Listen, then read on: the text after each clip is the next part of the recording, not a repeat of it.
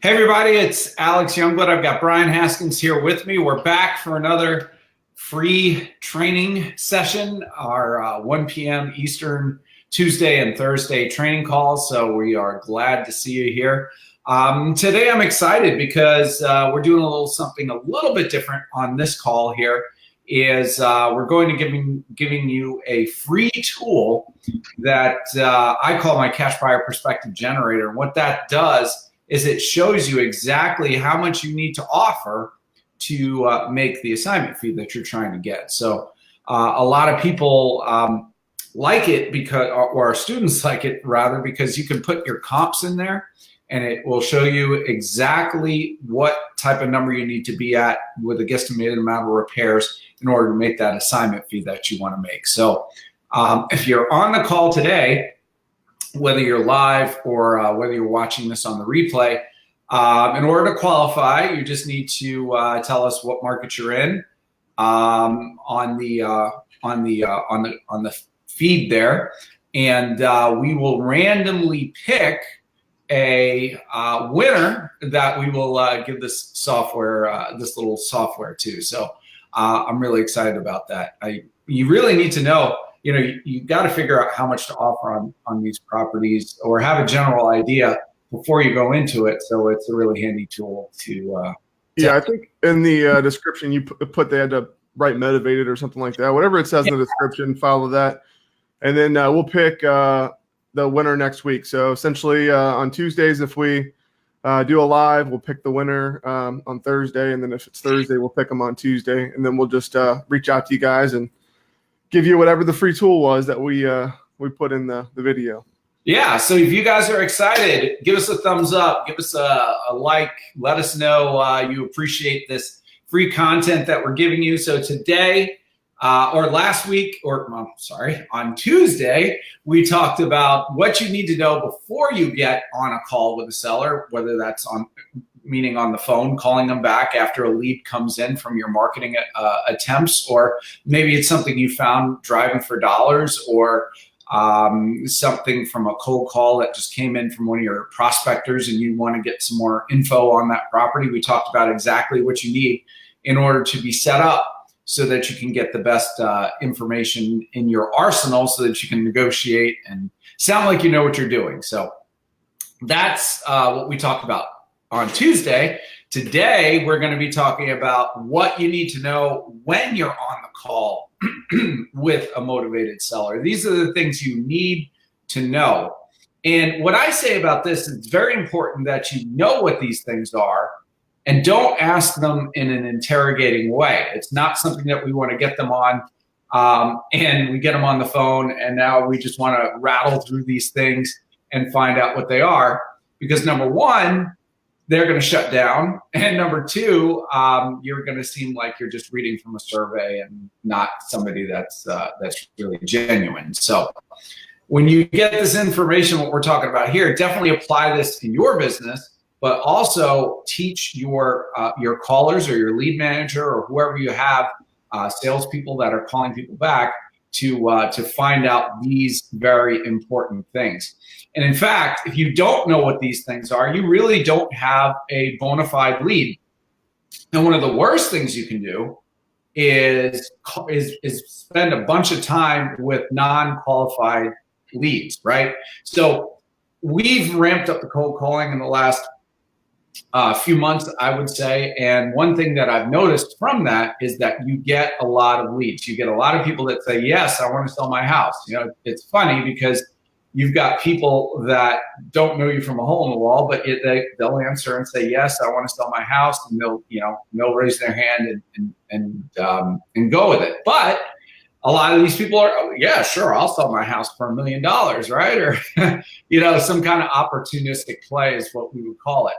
But the way to qualify these leads is to find out the things that we're going to talk about here. So the first thing that we're going to talk about when we're finding out what's going on with a motivated seller is the what, right?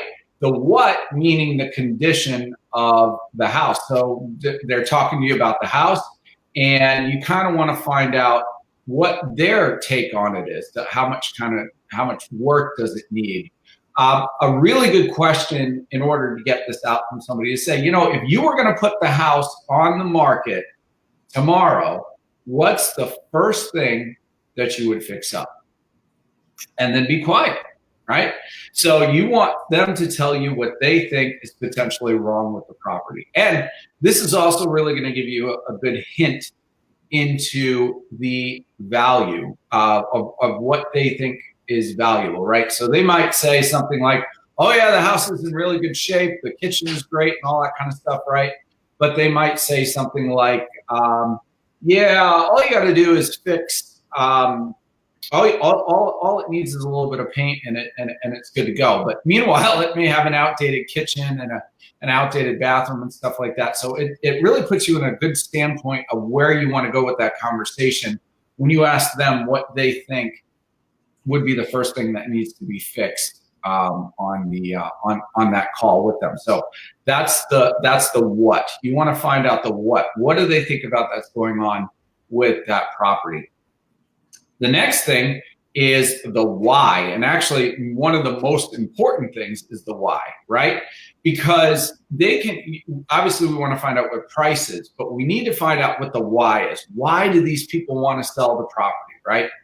And I always ask people when I'm talking to them after they tell me about their house, or one of my lead managers has talked to them about the house.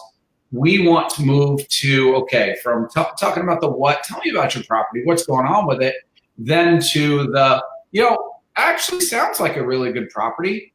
Why would you even think about selling it? And then listen, right? So here's an important thing when you're on the phone with a seller. You want to make sure that you are listening more than you are talking, right? So anybody can really be trained to listen, right? If you're talking to somebody, Brian, how do you know they're listening to you on the phone? Like, how can you convey, yeah, you're listening, yeah, I'm with you, yeah, I agree, kind of thing, so that they'll continue to talk? What would you say? Yeah, I mean, there's a couple different ways to do it. Obviously, you can always ask them a question about kind of whatever you're talking about, or say, does that make sense, or something like that, and see if they can respond to you and see if they're lost, or if they're kind of zoned out, or what, but it's all about the open-ended questions for sure. You want to be talking less and listening more is really the key for sure. Yeah, absolutely. I mean, one thing that you can train somebody to do very easily, even if they're not really good on the phone, and you've just got somebody that's working with you, or, and you just got somebody going through these leads, is to just simply say, yeah, I understand. Oh man, really? Wow. Oh boy. Yeah, that's tough. Yeah. Oh man, I'm sorry to hear that. And stuff like that. And that's really going to spur them on to continue talking to you. So those are things that are just really simple empathizer type things that will help people to continue to talk, right? Because if you try to dominate the conversation with somebody, then they're gonna feel that, and then they're either gonna become adversarial, or they're just gonna kind of shrivel up and die at that point, and they're just be like, okay, yeah, I just need to get this guy off the phone, right? But everybody, I guess mistakes that people make is they try to follow a script, or they try to have some sort of set call that they do. But the problem is with that is that you're trying to ask too much, and it's really all about listening with them, because what happens is whenever you're trying to find out the motivation of why someone's trying to sell, if you ask enough open-ended questions, then just sit back and listen to kind of what they say, they're going to tell you pretty much everything. And then you can go back and kind of fill the blanks in. So, I don't always start out by asking a ton of questions about the property or this or that. It's really figuring out what that motivation is, if they are really motivated, that way you're not wasting a lot of time. But the best way to do it is just to ask those open-ended questions, kind of respond like you were saying, where you're kind of empathizing with them a little bit, asking them little questions here and there just to trigger them to talk more. Because what happens is they're going to open up and they're going to really share with you all that information that you need. So you don't want it to be like an interrogation. You want it to be more of just kind of those open-ended questions. And that's really where you're going to find people are going to open up, and they're going to tell you a lot more than if you were just asking them, questions about the property, for sure. Yeah, I mean, you definitely want to empathize, get the person talking, because that's really important. People are always asking for a script. What's your script? What's your script? What's your script, right? I always recommend that people make this a real part of their speech. So you just need to find out you just need to know what you need to find out and then ask in a conversational tone about it, right? So it's not like, okay, why do you want to sell? Okay, great. What's the condition of the property? Yeah. What's the roof? Yeah. How about the HVAC? Yeah. How about the electrical? How about the plumbing? Yeah. That's the worst thing that you can do, right? So what you want to do is, so far we've covered the condition of the property. Now we've talked about the motivation or the why that they would want to sell, right? So these are two things right away that you need to know from sellers. So if you know the motivation so far and the condition, well, next thing we're going to move on to is the price, right? And a really good way to ask about price is to actually ask them, what do they think the property is worth, right? That's a really good way to find out what they kind of might be thinking rather than saying, how much do you want for the property, right? We're eventually going to ask that, but opening up the price door is a really good question by saying, well, what do you think? What would you say the property is worth, right? So by doing that, we're going to find out value, whether they think this thing is the Taj Mahal and is worth a ton of money, or they think, oh, this thing, it needs a lot of work, so it's just, you're just not going to get that. They just think they know they're not going to get that price. When I hear people say, well, I would like to get this much, or I think it's worth this, but I know I'm not going to be able to get that, well, then you're talking to the right type of person, because they already have the expectation. That's about right. If they have the expectation that they're going to get all this money for it, it's really a person we don't want to talk to. But if their expectations are set right from off the bat, that's somebody that we want to continue that conversation with. For sure. So we want to find that condition of the property. We do that by saying, tell me about your property, right? Motivation. Why in the world would you want to sell that property? And what they think the property's worth, by saying, hey, so what would you say it's worth? And then we're going to move to the price from there. So the price simply is, hey, so how much would you like to get out of this property, right? And that's not necessarily 100% super important, like whether this is going to qualify this lead or not, because that's going to dovetail off what's the next question. And then that next question is timeline. We need to find out when these people want to sell their house, right? So Brian, if you got a lead and you found out that they wanted to sell the house in 6 months, is that something that we really want to focus our energies on right away? No, that's not really someone that's super motivated. Right. And they may even be giving you a lower price or whatever, but they have got a 6-month timeline. That's still something that we're going to definitely put into the follow-up system, right? But the key with this business is trying to sort through and find out who's going to be the most likely to sell, and then spending your energy there, right? One of the worst mistakes I see some of my students or some of our students do is they try to evaluate properties that there's really no potential that they're going to make a deal on. There's no motivation. The seller's asking way too much, and the seller thinks it's worth a ton of money, right? Why? There's no reason at that point to sit there and try to examine that property and find out the comps and all this kind of stuff. There's just not a reason to do that.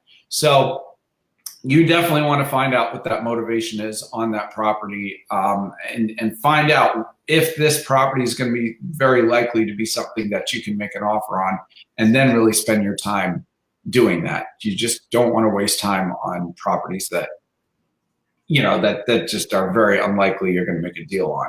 And they can gum, and the problem with that is a lot of those leads can gum up your CRM and put you out where you're just sifting trash, and then when something, your CRM is just getting chock full of people that are unmotivated.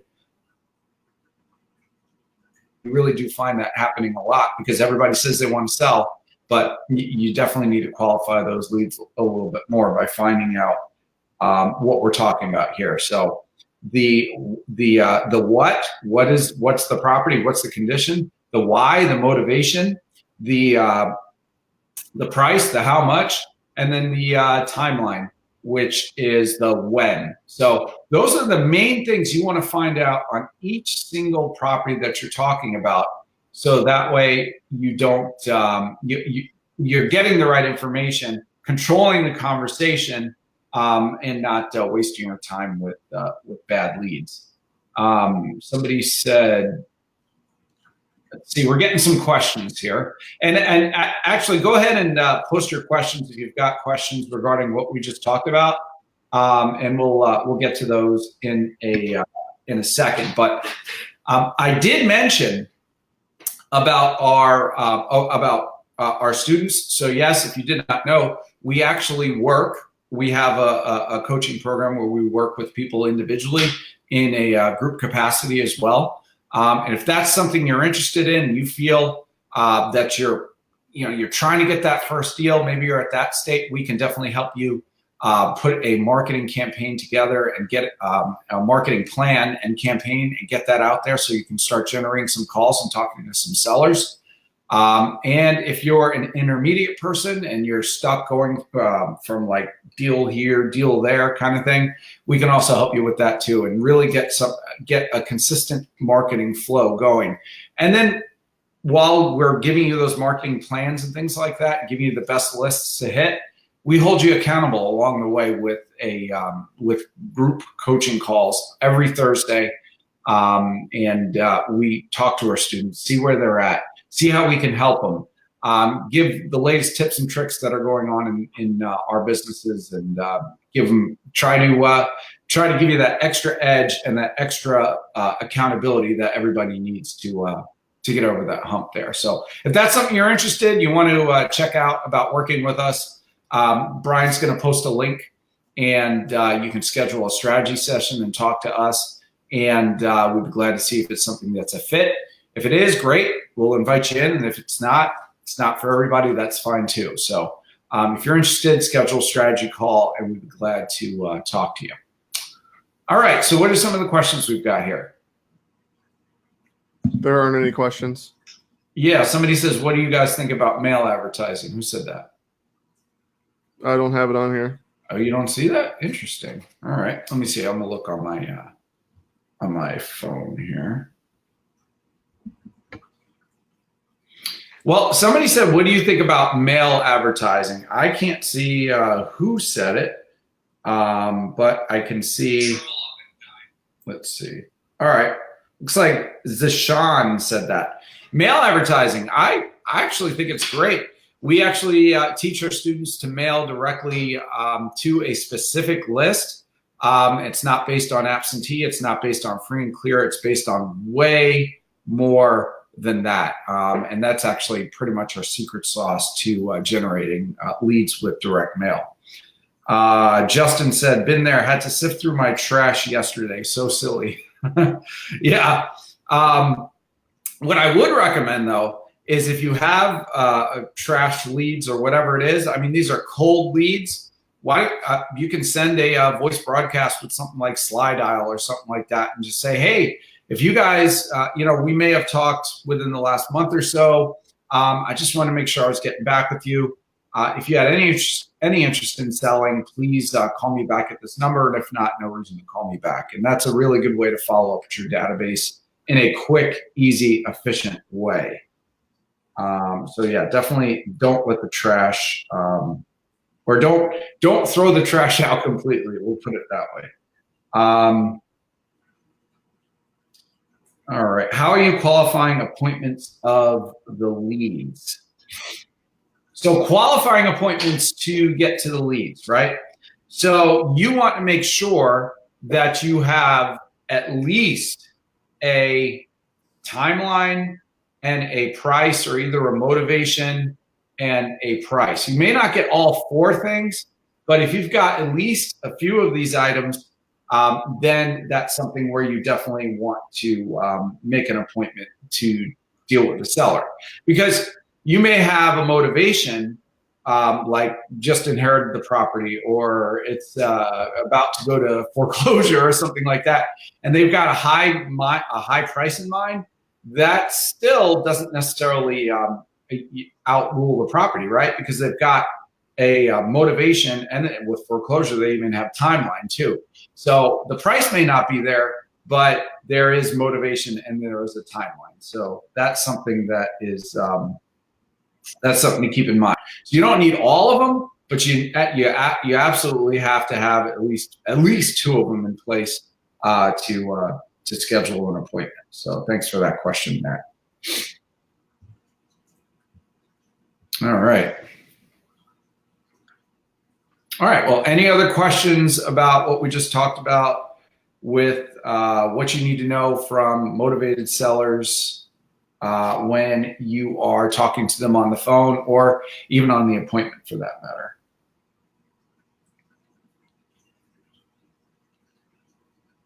So, yeah, it's really important that you nail these processes down too, right? Because what happens is anybody can send direct mail.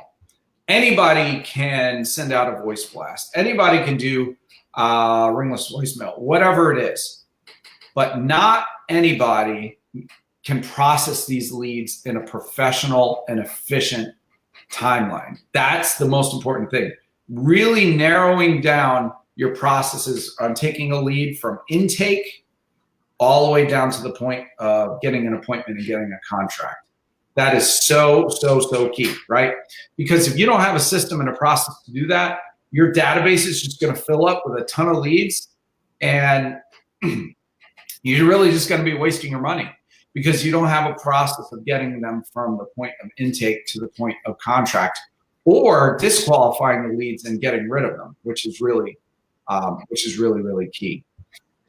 You really need to get to a point where a lead comes in and it goes through your machine and then gets to a point where you have an appointment or you throw it away in the trash. Really important, because otherwise you'll get bogged down with unmotivated leads and you'll get unmotivated really quickly too. Questions on mindset or suggestions on mindset, Jamal. Suggestions on mindset. So, you're talking about the mindset of sending out marketing or the mindset of dealing with the seller. Clarify that a little bit more. And while you're doing that, talking about mindset. Okay, there's another question. All right, talking about mindset. That's a battle we fight with every day, right? Mindset is a battle that we face, that we're going against every day.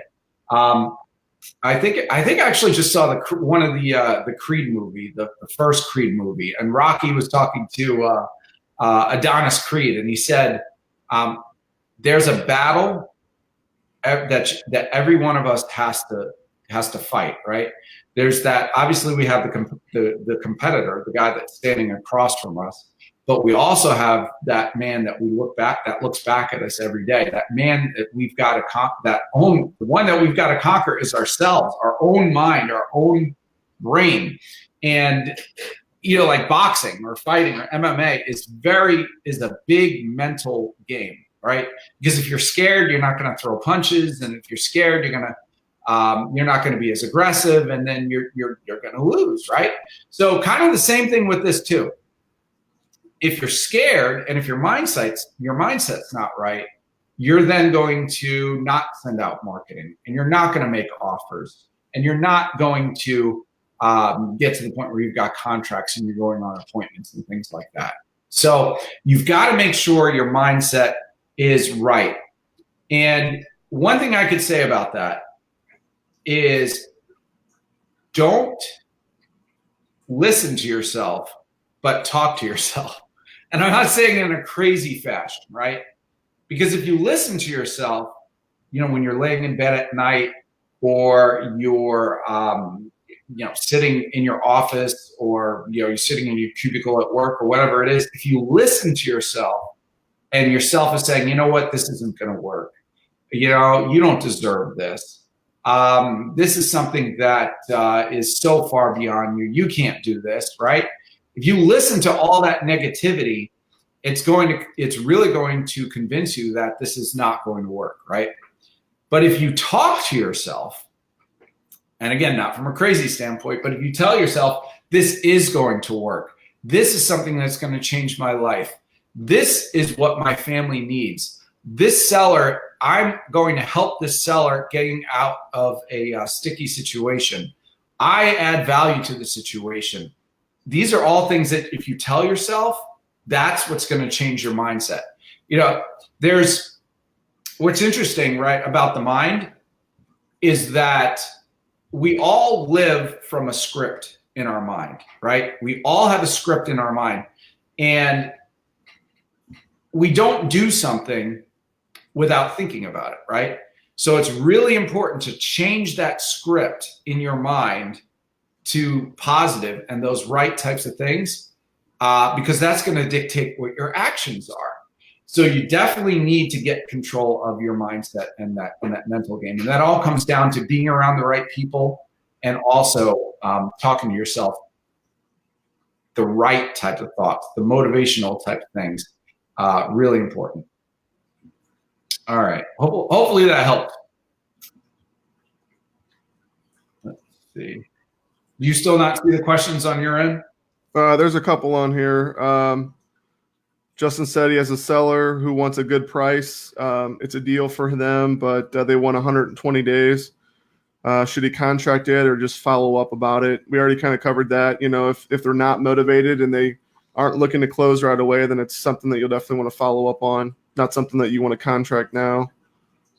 All right. So they want 120 days. Should I contract or just follow up about it? They need a new place to live and all that.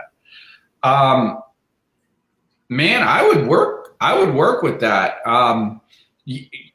We always say we can close on people's timelines, right? And 120 days is a long time for somebody else to come in there and snake your deal. You know, if these people are getting postcards from other people, I would contract it for whatever, you know, for the good deal that you're talking about, and just tell them they can have however long they need to get out of the house. You know, one thing I always say is contract it and figure out that stuff later. Get the deal, secure the deal, take it off the market. Because there's just way too much time at 120 days. Things can change. Get that contract is what I would say. Yeah, good for you, Dave, Justin. Do you answer all your calls per direct mail campaign, or do you let it go 24 recorded message? You know, I don't do the 24-hour recorded message anymore. What I do is actually set it up in a two-pronged approach. So when people call in, I actually in a way I do the recorded message, but it's not like the old school one where it went for like 5 minutes and just rattled on kind of thing. So when people call in, I have it set up to where they can either be transferred to a live answering service or they can listen to a recorded message. And that recorded message is very brief. Just gives them an idea because they're getting postcards from other people, right? So they know what's going on with that. I don't need to, keep them on the phone for like 3 minutes telling them, all the benefits and why you need to go with me and all that kind of stuff. So, and I split it up in a way to where they could either leave a message listen to a message or be transferred to a live answering service. Yeah, Justin, I agree with that. Do you lock in a contract before finding a buyer? Yes. So here's the thing, Matt. You definitely want to get a contract on a property, right? Because in all honesty with that, a contract gives you the ability to close on the property, right? So you should go into every deal with that intent that you might close on this property because if it's a good enough deal, you could get hard money and you can close on it, right? The assignment is just an option where you can assign that contract and make your assignment fee. So you want to go into each property with the idea of that you might potentially close on it. So you definitely want to get the contract, and you do not want to go shopping for a buyer on something that you have no interest in. That's a quick way to get in trouble. Let's see. Yep. Somebody just said you can't market something that you have no interest in. That's that's illegal. So thanks for that comment there. I don't see who said that, but good comment. So yeah, you do not want to market something that you have no interest in. All right. All right, so guys, we posted on here and said we're going to give away the Cash Buyer Perspective calculator. We've got a good amount of people on here. Again, post what area you're in, and that way, just some kind of comment. We know you're here, so post that on there. And then what we're going to be choosing next Tuesday, who's going to win that Cash Buyer Perspective calculator. And the really cool thing I like about it is that you can enter your comps in it. So it'll give you an average general price of what the ARV is. And then it'll also figures out potential closing costs for your buyer coming into it. These are things that people don't really consider because they're doing the 70% minus closing or 70% minus repairs when they're figuring out deals. But there's closing costs, there's hard costs, there's soft costs. And these are all included within that calculator. So that way you can really get a real idea of what you potentially might be able to get as an assignment fee. And if you have a certain assignment fee in mind, what you'll need to offer in order to get that. So that's on there. That's the Cash Buyer Perspective calculator. Give us a thumbs up if that's something that you want, as well as comment, and you'll be entered into that contest in order to be given that calculator for free. So any more questions with regards to what we just talked about?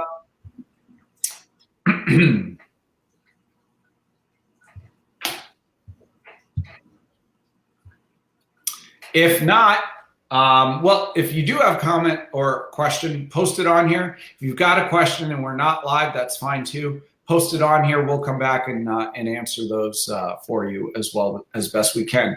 And if you are interested in scheduling a strategy session, go ahead and click that link, schedule a strategy session, and we'll see if we can make something, if we can work together. And it would be awesome if we can. We love working with our students, seeing success. I was on Voxer, which is part of our coaching, just yesterday. And one of our students, he sent in his $42,000 check. I was talking to another one, and he was able to lock up a deal. He made $10,000 off of it. Another student who's been really hammering the direct mail and spent a really big amount in direct mail, but the return he's getting is absolutely phenomenal. So we will see you guys later. Take care, and be sure to be on the lookout for next Tuesday at 1 o'clock. And we'll come back at you here with another free strategy session on this call here, and or a free conference call, and we'll talk to you guys later. Take care.